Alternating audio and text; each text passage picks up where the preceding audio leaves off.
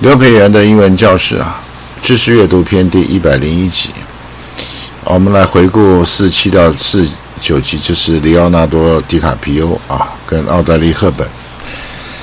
因为我们前面意思都讲过了所以我们这边只是念一下，大家训练一下听力，或者你跟着念都可以。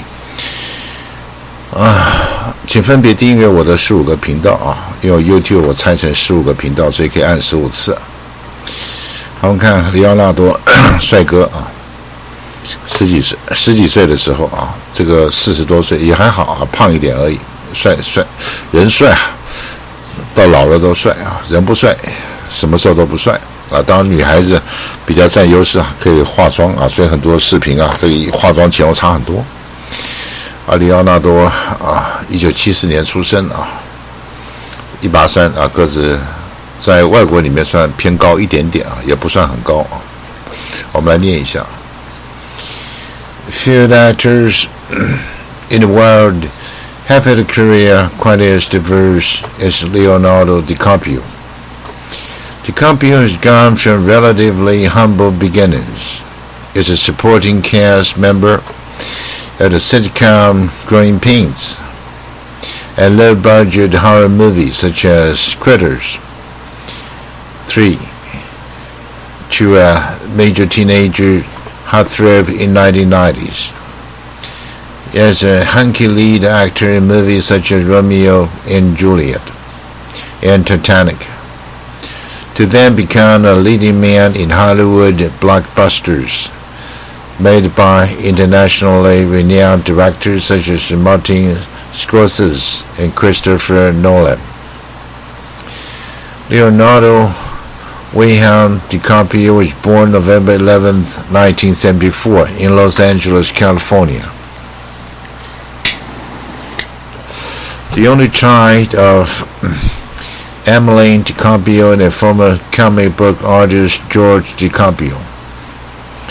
His father is of Italian and German descent, and his mother, who is German-born, is of German and Russian ancestry.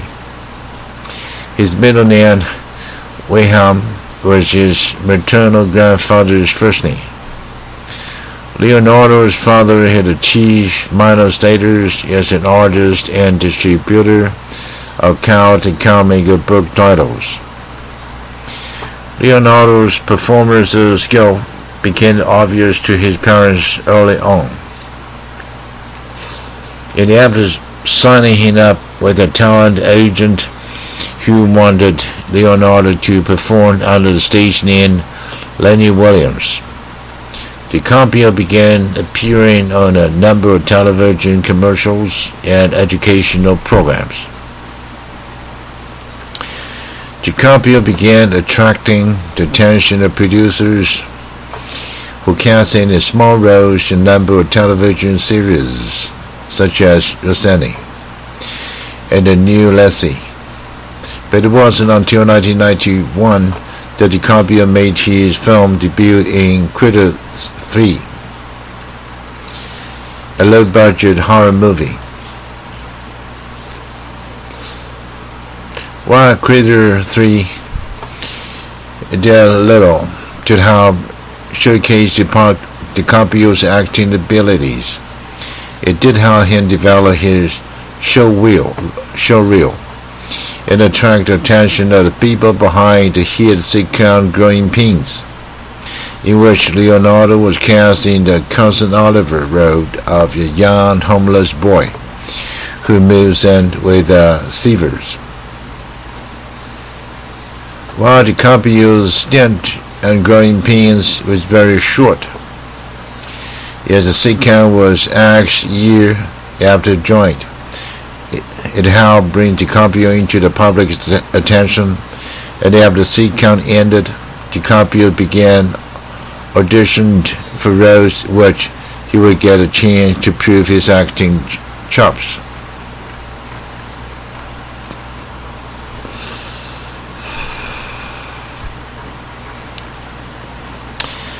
Leonardo took out a diverse range of roles in the early 1990s, including the mentally challenged youth in What's Eating Gilbert Grape, a young gunslinger into quick into debt, and a drug addict in one of his most challenging roles to date, Gene Carroll in the Basketball Diaries.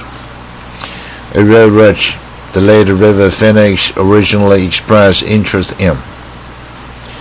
While the diverse roles helped establish Leonardo's reputation as an actor, it wasn't until his role as Romeo Montague in Romeo and Juliet that Leonardo became a household name, a true movie star. The following year, DiCaprio starred in another movie about the doomed lovers, Titanic, which went on to beat all box office records held before them. Yes, at the time, Titanic became the highest grossing movie of all time, and cemented DiCaprio's reputation as a teen heartthrob. Following his work on Titanic, DiCaprio kept a low profile for a number of years, with roles in The Man in the Iron Mask and the low-budget The Beach being some of his few notable roles during this period. In 2002, he burst back into screen throughout the world with leading roles in Catch Me If You Can and Gangs of New York. He first of many collaborations with director Martin Scorsese. With a current salary of $20 million a movie, DiCaprio is now one of the biggest movie stars in the world. However, he has not limited his professional career to just acting movies, as DiCaprio is a committed environmentalist who is actively involved in many environmental causes. And his commitment to this issue led to his involvement in The 11th Hour, a documentary movie about the state of the natural environment. As someone who has gone from small roles in television commercials to one of the most respected actors in the world, DiCaprio has had one of the most diverse careers in cinema. DiCaprio continued to defy conventions about the types of roles he would accept, and with his career now seeing him leading all-star casts in action thrillers such as Departed, Shutter Island, and Christopher Nolan's Inception, DiCaprio continues to wow audiences by refusing to conform to any cliché about actors. In 2012, he played a mustache-twirling villain in Django Unchained, and then tragic literary character by Jay Gatsby in The Great Gatsby, and Jordan Belfort in The Wolf of Wall Street. DiCaprio is passionate about environmental and humanitarian causes, having donated $1 million to earthquake relief efforts in 2010.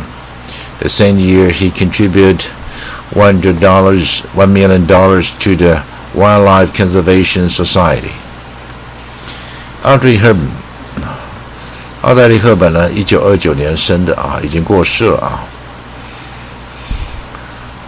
啊，死的时候是癌症啊，炎症死掉。他出生在瑞士啊，身高170，算高的啊。这年轻漂亮的不得了，清纯气质好啊！中年以后当然人都会老啊。我们来念一下。Audrey Hepburn was born as Audrey Kathleen Ruston on May 4, 1929 in Aix, Brussels, Belgium. Her mother, Baroness Ella van Heemstra, was a Dutch noblewoman, while his father, Joseph Victor Anthony Ruston, was born in Bohemia to English and Austrian parents. After parents' divorce, Audrey went to London with her mother, where she went to a private girls' school. Later, when her mother moved back to the Netherlands, she attended private schools as well. While she vacationed with her mother in Arnhem, Netherlands, Hitler's army took over the town. It was here that she found on hard times during the Nazi occupation. Audrey suffered from depression and malnutrition. After the liberation, she went to a ballet school in London on a scholarship and later began a modeling career. As a model, she was graceful, and it seemed she had found her niche in life until the film producers came calling. In 1948, after being spotted modeling by a producer, she was signed to a bit part in European film, Netherlands in The Van Listen. Later, she had a speaking role in the 1951 film Young Wives' Tale as Eve Lester. The part still wasn't much, so she headed to America to try her luck there. Audrey gained immediate prominence in the U.S. with her role in Roman Holiday. The film turned out to be a smashing success, and she was an Oscar as Best Actress. On September 25, 1954, she married actor Mel Ferrer. She also starred in Sabrina, for which she received another Academy Award nomination. She starred in the films Funny Face and Love in the Afternoon. She received yet another Academy Award nomination for a role in The Now Story. On July 17, 1960, she gave birth to her first son, Shine Herben Ferrer. Audrey reached the pinnacle of her career when she played Holly Golightly in Breakfast at Tiffany's, for which she received another Oscar nomination. She scored commercial success again, playing Regina Lampert in the Espionage caper charade. One of Audrey's most radiant roles was in the fine production of My Fair Lady. After a couple of other movies, most notably Two for the Road, she had another nomination in Wait Until Dark. In 1967, Audrey decided to retire from acting while she was on top. She divorced from Mel Ferrer in 1968. On January 19, 1969, she married Dr. Andrea Doty. On February 8, 1970, she gave birth to her second son, Luca Doty, in Lausanne, Vaud, Switzerland. In 1988, she became a special ambassador to the United Nations UNICEF, found helping children in Latin America and Africa, a position she retained until 1993. She was named to People's Magazine as one of the 50 most beautiful people in the world. Her last film was Always, in 1989. Audrey Hepburn died aged 63 on January 20, 1993 in Tournai, Switzerland, from appendicular cancer. She had made a total of 31 high-quality movies. Her elegance and style would always be remembered in film history, as evidenced by her being named in Empire Magazine's top 100 movie stars of all time. 好，我们这集回顾到这里。